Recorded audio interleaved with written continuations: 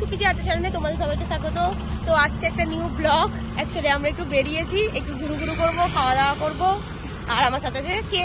আজকে খাওয়া দাওয়ার মেন প্ল্যান হচ্ছে টিসা, কারণ টিসার বার্থডে গেছে এপ্রিল মাসে, ও খাওয়াতে নিয়ে যাচ্ছে আজকে।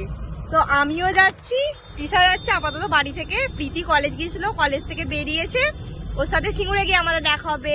চলো প্রীতির সাথে দেখা করি গিয়ে, টাটা। তিশা এবারে সত্যি বড় হয়েছে। কি করে বুঝলাম তোমরা জানো?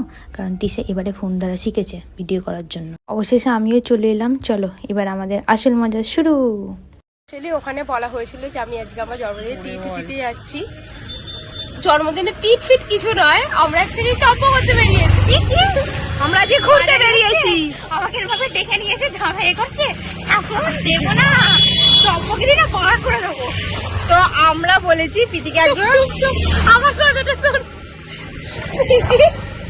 অনেস্ট রিঅ্যাকশন হয়েছে। প্রীতি ফার্স্টে বলেছিল কেলিয়ে দেবো, কেলিয়ে গেল বলে ও বললো অন্য কিছু বলছি, এখন মাঝারিটা বলছি। আমরা বলেছিলাম জন্মদিনে এরকমটা নয়, এরা ফালতু ভীষণ ভদ্র। আমরা বলেছিলাম আমরা জন্মদিনে পার্টিটা দিতে যাচ্ছি। তো যেই বলেছে দেবো না, প্রীতির রিঅ্যাকশন আমি বাড়ি যাবো। এটা গাড়ি কিনতে ইচ্ছা করছে, একটা নয় 3-4টে কিনলে ভালো হয়। সাইকেলটা কিনে কত গাড়ি কেনার কথা ভাবছি। আমি কিন্তু তিশাকে পিছন থেকে নজর রাখছি, যদি হারিয়ে যায় তাহলে তো আজকে আমাদের পার্টিটা ফসকে যাবে, সেটা তো আমি হতে দেবো না। অনেকদিন পর ফুচকা খেলে যেন ফুচকার টেস্টটা আরো দ্বিগুণ হয়েছে।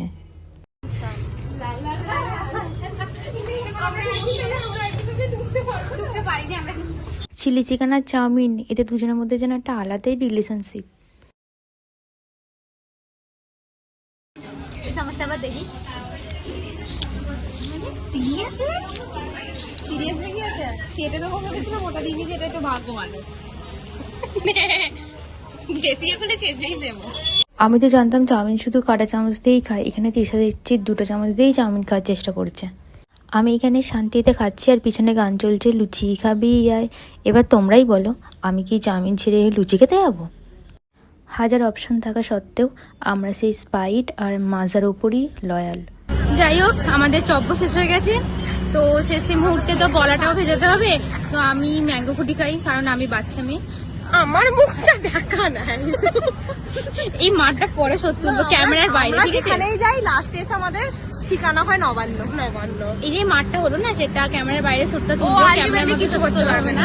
না না, একটা শেষ ক্লিপ নেওয়ার আগে একটা কথা, আমরা এখানে অ্যাকচুয়ালি শেষ ক্লিপটা নিচ্ছি, আমরা এখন বাড়ি যাবো না, একটা সিক্রেট বলছি, আমরা প্রীতির জন্য ছেলে খুঁজবো, কিন্তু সেটা হবে না কোনোদিনই, আমিও জানি। ঠিক আছে, চলো বাই বাই, টাটা। তোমরা like, comment, share and subscribe করে দিও।